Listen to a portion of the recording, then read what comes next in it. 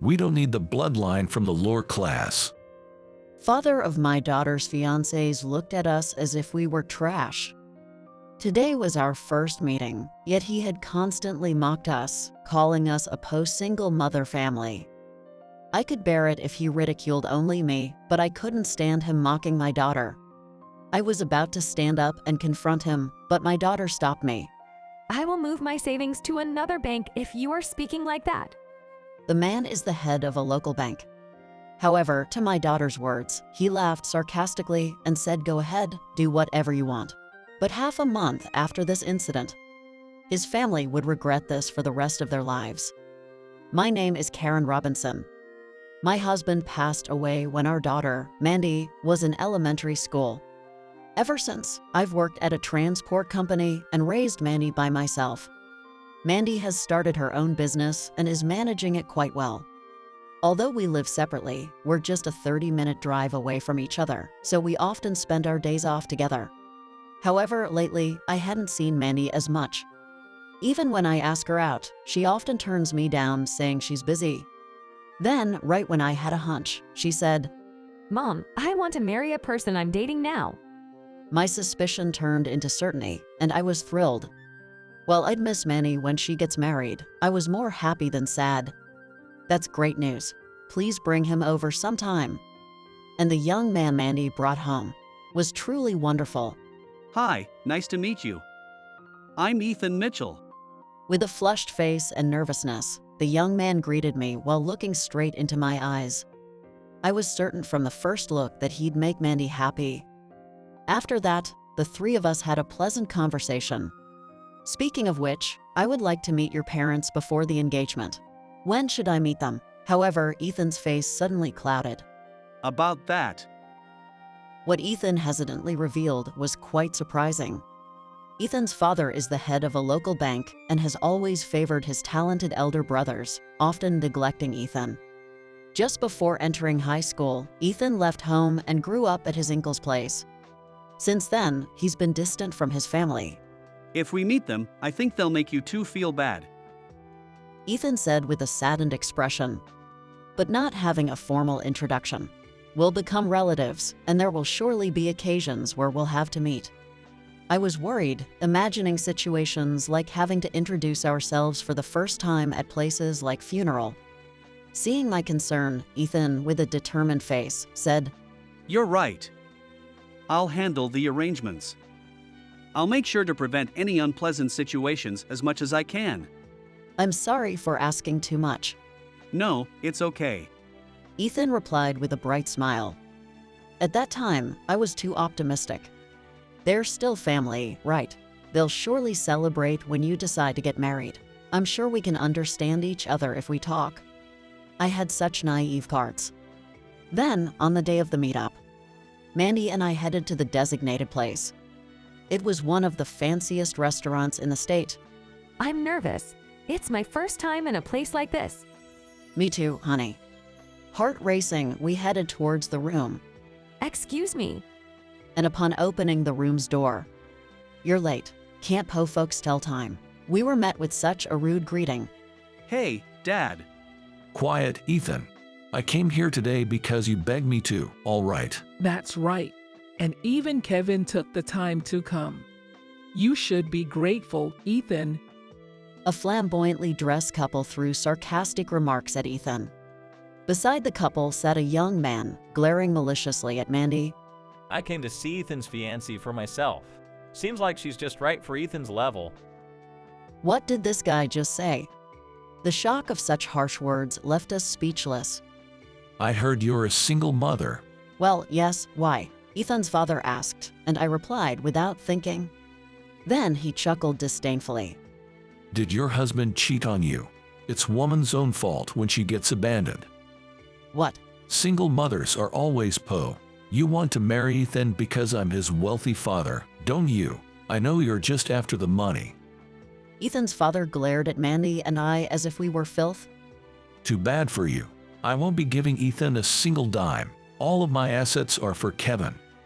Kevin, Ethan's brother, nodded in agreement with a smug grin on his face. Someone from a single-parent household is just right for a loser like Ethan. If she was for Kevin, we wouldn't want her low-class bloodline. I'd have rejected her immediately. But for Ethan, it's fine. Marry him or whatever. I don't care. The insults lit a fire inside me. I could handle it if it was just me, but I couldn't stand seeing Mandy and Ethan get insulted too. I was about to stand up and retort when Is that okay with you, saying all that? Mandy's words held me back. I use your bank, you know. After all this, I can't keep my account there.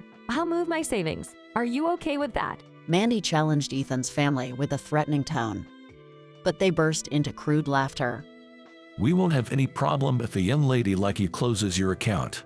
Go ahead. Moving your savings. How much? Like 10 cents. Mom, the fees would cost more than the balance. The three of them laughed uproariously, tears streaming down their faces. But Mandy watched them with cold eyes. That's fine, right? Got it. Don't come crying to us later. Ethan, Mom, let's go.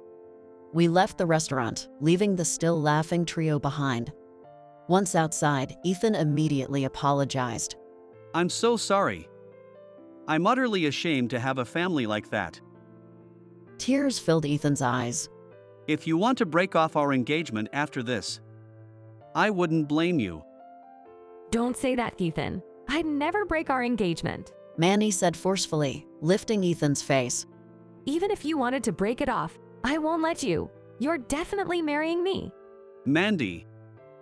Seeing them getting lost in their own world, I deliberately cleared my throat to get in between them.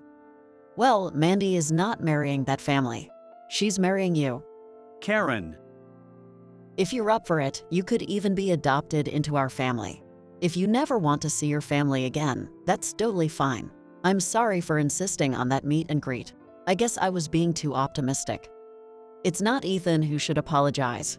It's me. The assumption that families understand each other was misguided. Feeling disappointed in my own naive perception, I slumped my shoulders. Our family is the one at fault. No, the fault lies with me. Enough, both of you. How about we all go grab a bite to eat? I'm getting hungry. Mandy interjected, settling our argument. Exchanging a wry smile, Ethan and I agreed. Later, the three of us enjoyed a pleasant meal together. Speaking of which, Mandy, you're really going to transfer that money. Yes, I plan to. That bank is going to have a tough time. Half a month after the tumultuous meeting, Mandy and Ethan arrived at our home looking a bit weary. Mom, we're back. We hope we're not intruding. What's wrong? You both look exhausted. Actually, we came to discuss something with you, Mom. The story they shared was indeed surprising. As she'd promised, Mandy had closed out the bank account under Ethan's father's bank. She transferred a whopping $1 billion from her account to another bank. Considering the enormous sum, she'd informed the bank of her intent to close the account a few days in advance over the phone. Given the staggering amount involved in the closure, Ethan's father had come to the bank. He was shocked to see me. He asked, "How does a young lady like you have such wealth?" So I explained everything to him from scratch. This money combines what I've earned and my dad's inheritance. My husband was an entrepreneur who built a massive transport company from scratch. This job market is quite profitable. After he passed away and I took over as CEO, the company faced some challenges. However, thanks to our dedicated employees who had supported him, the business is now thriving. And our daughter Mandy seemed to have inherited her father's entrepreneurial skills. During her high school years, she founded a company and launched a youth-oriented brand, which turned out to be a huge success. After stabilizing the business, she sold the youth brand to a major corporation. Now, she runs a brand for adults. Many who were fans of Mandy's brand during their student days have grown up and continue to patronize her brand for adults. With such loyal customers, her business seems to be on a steady path.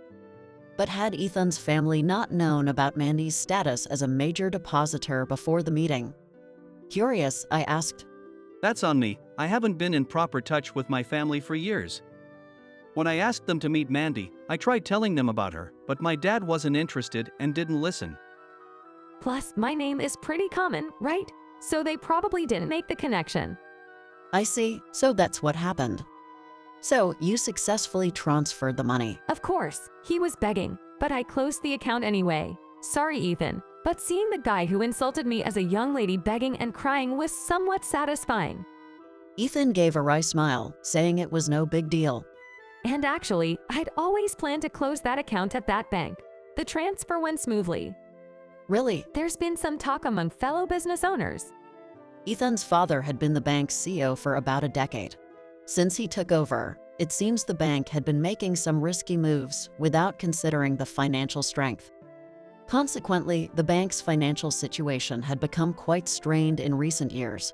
There were merger discussions with other banks, but knowing how the CEO is, the negotiations never progressed. The bank's situation kept deteriorating. Given this backdrop, Mandy's decision to close her account would undoubtedly hit the bank hard. My older brother is set to be the next CEO, my parents boasted proudly. But I think the bank will probably go under before he takes over. Ethan's prediction hit the mark. Just 6 months later, the bank declared bankruptcy. Even though it was a local community bank, it had a significant negative impact on many people. And then Ethan's father was arrested for embezzlement. It seems Ethan's mother and his brother are now homeless. The other day, a rather scruffy-looking man came to our job interview. It turned out to be Ethan's brother. When he realized I was the president of the company, You took in my brother, so hire me. he exclaimed unbelievably. Upon hearing this, the employees were livid and kicked Ethan's brother out unanimously. Our tough-looking driver warned him, "Don't ever show your face here again," so I doubt we'll have any more dealings with him. Ethan also received a request for financial assistance from his mother, but If you keep bothering us, I'll hire a lawyer. he threatened. After that, the contact abruptly stopped. Later on, Ethan and Mandy happily get married. Ethan became a son-in-law, and they both seem to be living together happily. Seeing them reminds me of my husband, and it fills my heart with joy. I genuinely hope they can have a blissful married life, just like my husband and I did.